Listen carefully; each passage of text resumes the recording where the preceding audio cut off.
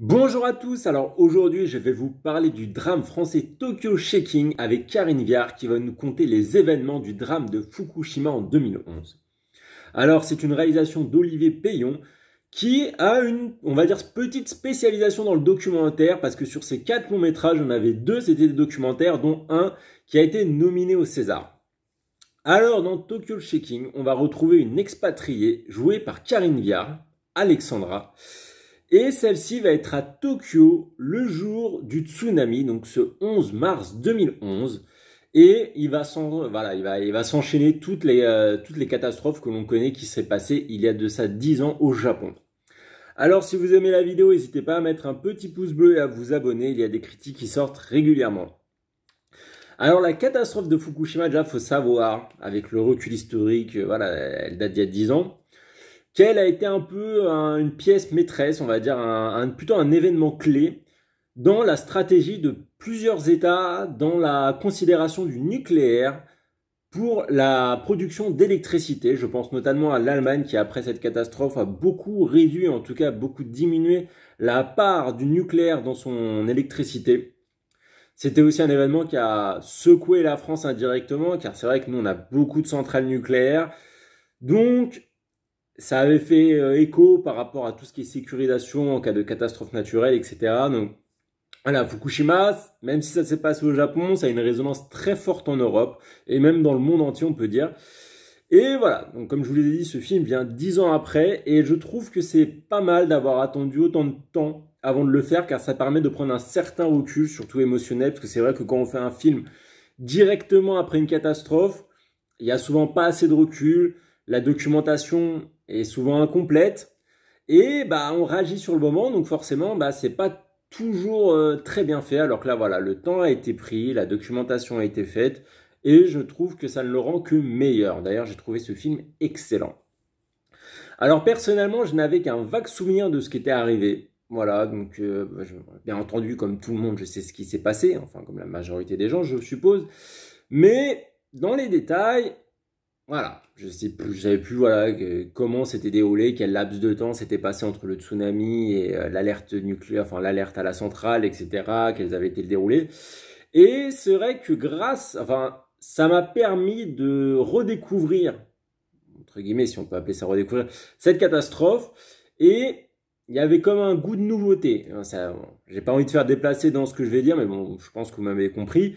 C'était pas tiré d'avance et ça m'a permis de vivre, en fait, vraiment ce drame comme le vivait un peu Alexandra, enfin, si on peut s'approcher, parce que je découvrais les événements en même temps qu'elle dans la chronologie, je ne savais pas ce qui allait se passer le lendemain.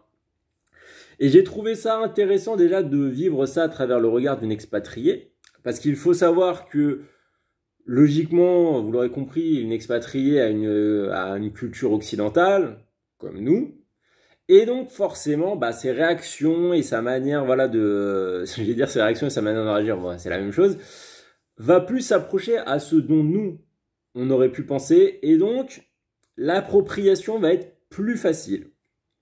Forcément que si ça avait été vu d'un point de vue d'un japonais, ils n'ont pas la même culture, ils n'ont pas la même façon de réagir, donc forcément, c'est plus difficile de se mettre à sa place. Voilà. Donc, sur ce point, c'est pas bête du tout. Et j'ai aussi apprécié le fait que ce soit une personne qui soit à Tokyo, parce que on aurait été à Fukushima, voilà, bam, dans le dur, tsunami, etc. Ce serait enchaîné très vite, ça aurait été vraiment dans l'action, bam. Alors que là, c'est à Tokyo, il y a le recul de la distance, ils ne savent pas ce qui va leur arriver, ils improvisent, enfin voilà, ils doivent faire avec le fil des informations, sans être touchés directement, en ayant peur d'être touchés. Et j'ai trouvé cette distanciation assez intéressante pour traiter une catastrophe. Voilà, c'est la seconde vague. Bon, pour faire cette expatriée, il y a Karine Viard. Karine Viard, c'est une actrice qui est excellente. On a très rarement à se plaindre d'elle. Là, encore une fois, sa prestation, elle est gigantesque. On s'identifie à elle, on vit ce qu'elle vit. Rien à dire, c'est parfait. Et je dois souligner qu'elle est excellemment aussi entourée par notamment Stéphane Bach, un jeune acteur, un jeune espoir du cinéma français, et qui confirme que il a beaucoup de talent. Voilà, comme je l'ai dit, un jeune talent qui a beaucoup de talent, c'est logique. Mais en tout cas, voilà, il a un rôle secondaire qui est très important et qui permet de faire un piston émotionnel, qui permet voilà, de rajouter un peu de caractère, un peu de ceci, cela. Et j'ai beaucoup apprécié son rôle, j'ai beaucoup apprécié sa prestation et j'étais content de le voir.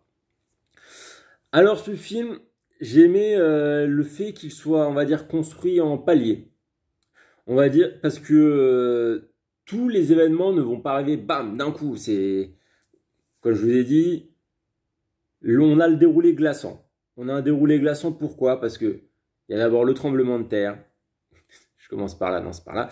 Il y a le tremblement de terre. Moi, personnellement, j'en ai vécu un et c'était un petit. C'est vrai que ça, voilà, c'est une sensation qu'on ne connaît pas en France, ou peut-être dans certaines régions de France où c'est déjà arrivé, mais c'est vraiment sporadique, hein, c'est pas une généralité. Et là, on vit ça et on voit la force vraiment de la terre qui tremble et surtout, alors, voilà, dans un immeuble, je sais pas si vous savez, plus vous êtes élevé dans un tremblement de terre, plus vous ressentez le tremblement de terre. Ensuite, va avoir le tsunami. Alors ça, c'est, il n'y a rien de plus destructeur que l'eau. C'est quelque chose qui ne s'arrête pas. C'est une puissance et pour nous faire symboliser ça, on a beaucoup d'images d'archives qui débarquent parce que voilà, Tokyo, c'est pas sur les côtes. Donc forcément, ils vont regarder ça à travers la télé et bam, ça va les submerger, ça va les submerger, ça va les submerger. Et j'ai trouvé ça vraiment puissant, cette manière de faire, parce que on a le sentiment d'impuissance. On a vraiment le sentiment d'impuissance que ressentent les personnages. Et j'ai trouvé ça très fort. Et enfin, on finit par est-ce que la centrale va exploser? Qu'est-ce qui va devenir? Est-ce qu'il va y avoir une catastrophe nucléaire? On est devant toute l'horreur de la, on va dire, la technologie de l'homme qui se retourne contre lui.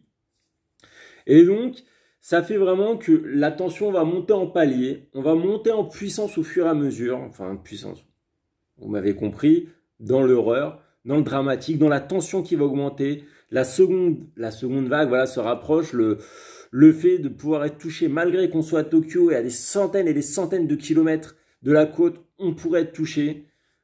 Voilà. Et je pense que ce film montre vraiment ce qu'il se passe quand la nature se réveille, quand les forces de la nature se réveillent et se dressent contre l'homme. Et c'est pour ça, entre le casting, sa construction, la manière dont c'est fait, les archives, etc.,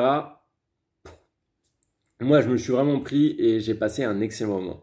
J'espère que vous irez le voir. Excusez-moi, la vidéo est faite un peu tard. C'est peut-être pour ça qu'il y a quelques hésitations par moment, mais je voulais vraiment la faire maintenant parce que j'étais dans le move.